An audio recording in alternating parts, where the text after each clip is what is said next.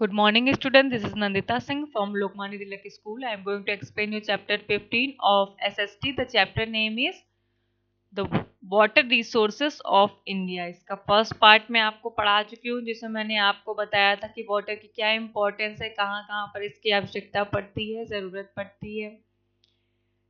Tube wells तक मैंने पढ़ा दिया था आपको। अब आज पर्शियन व्हील से स्टार्ट करना है, यहाँ तक पढ़ाया था कल मैंने। It is a mechanical way of lifting water from open wells with the help of animals like buffaloes or camels. It is also used to irrigate the agriculture fields. It is a mechanical way to lifting water from the wells. Persian wheel क्या है? एक mechanical वे है, Wales यानी कुएं में से पानी निकालने के लिए का एक मैकेनिकल वे है, जिसमें क्या होता है कि with the help of animals like buffaloes और कैमल्स, बफेलोज और कैमल्स की हेल्प से वेल्स में से पानी निकाला जाता है, कुएं में से पानी निकाला जाता था।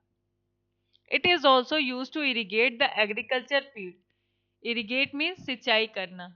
इसका यूज एग्रीकल्चर यानी कि कृषि में, खेती में, फील्ड्स को, मैदानों को सिंचाई के लिए, सिंचाई करने के लिए भी यूज किया जाता था, इसका प्रयोग किया जाता था पर्शियन व्हील का। नेक्स्ट है आपका dams. Dams are barrier constructed on rivers. They stop the flow of river water and store it in a reservoir. Dams means Hindi में होता है बांध। Dams are barrier. डैम्स क्या होते हैं? एज अ बैरियर होते हैं, जो कि रिवर्स में कंस्ट्रक्ट किए जाते हैं, नदियों में बनाए जाते हैं। They stop the flow of river water. ये रिवर वाटर के, नदी के पानी के फ्लो को रोकते हैं। And stop it in a reservoir, और रिजर्वायर में इसको रोकते हैं, स्टोर करते हैं। Store in a reservoir, reservoir में से स्टोर करते हैं। रिजर्वायर का मीनिंग देखिए दिया है, place where water is stored, एक ऐसी जगह जहां पर पानी स्टोर किया जाता है, उसे कहते हैं रिजर्वायर।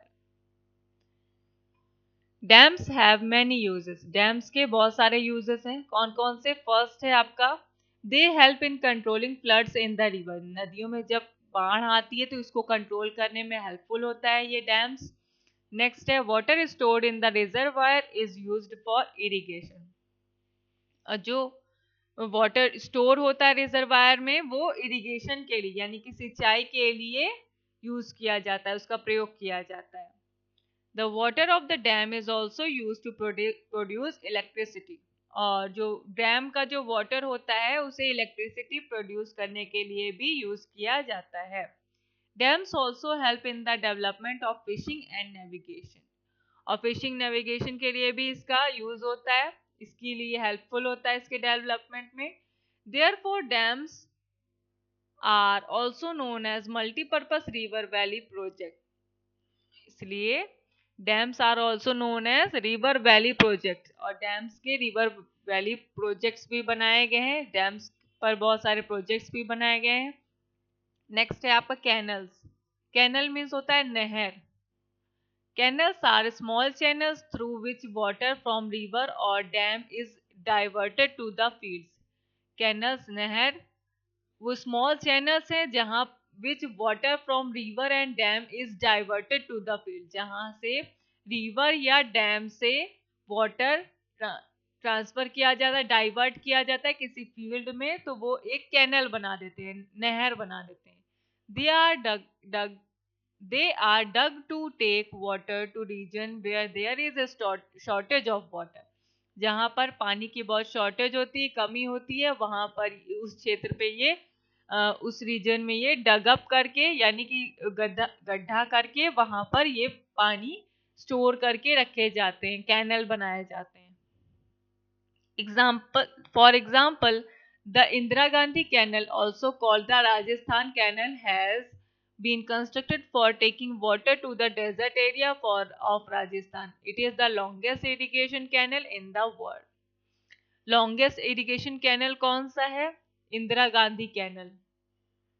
ये राजस्थान कैनल के नाम से भी जाना जाता है। इसे राजस्थान में बनाया जाता है क्योंकि वहाँ पर पानी की बहुत कमी होती है और क्योंकि वो डेजर्ट एरिया है, और इसे लॉन्ग टाइम के लिए, इरिगेशन के लिए, सिंचाई के लिए इसका यूज किया जाता है। ये सबसे लॉन्गेस्ट कैनल है।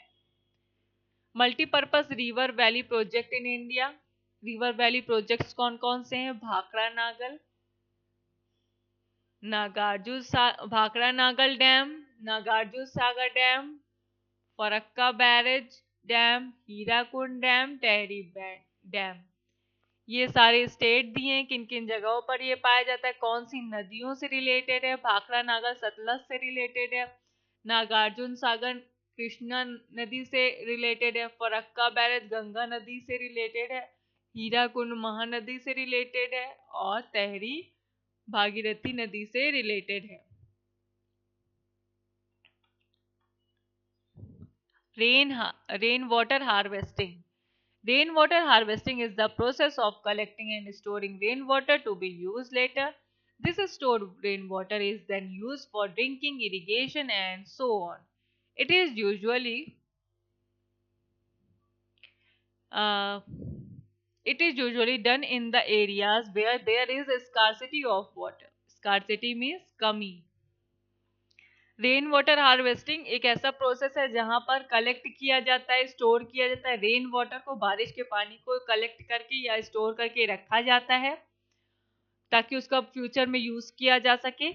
This stored rain water is then use for drinking, और ये स्टोर्ड वाटर ड्रिंकिंग के लिए यूज किया जाता है, और सिंचाई यानी इरिगेशन के लिए यूज किया जाता है, और भी बहुत सारी चीजों के लिए इसका प्रयोग होता है। It is usually done in the areas where there is scarcity of water. जहां पर पानी की ज्यादा कमी होती है वहां रेन वाटर हार्वेस्टिंग ज्यादा होती है। Importance of water. We all know that life cannot exist without water.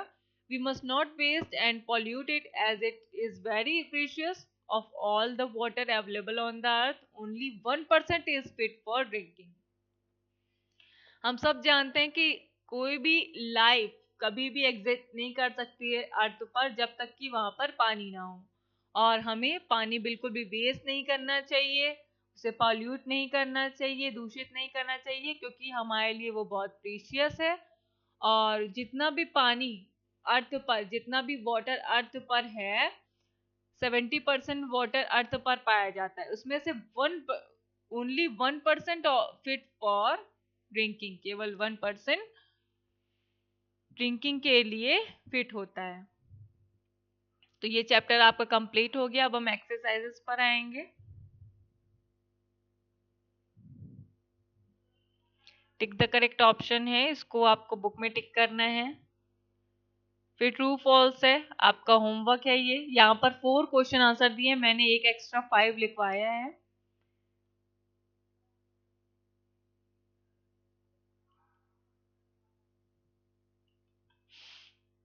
ये अनस्क्रैम्बल वर्ड्स हैं, इसको भी आप बुक में फिल कर लीजिएगा। ये सॉल्व द क्रॉसवर्ड पजल, ये आपका होमवर्क है। अब हम आते हैं क्वेश्चन आंसर्स पर।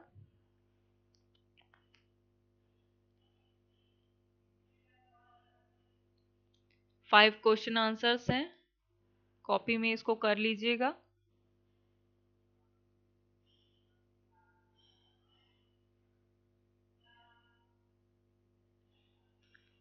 तो so complete your work. I will meet you tomorrow with the next class, next session, next subject.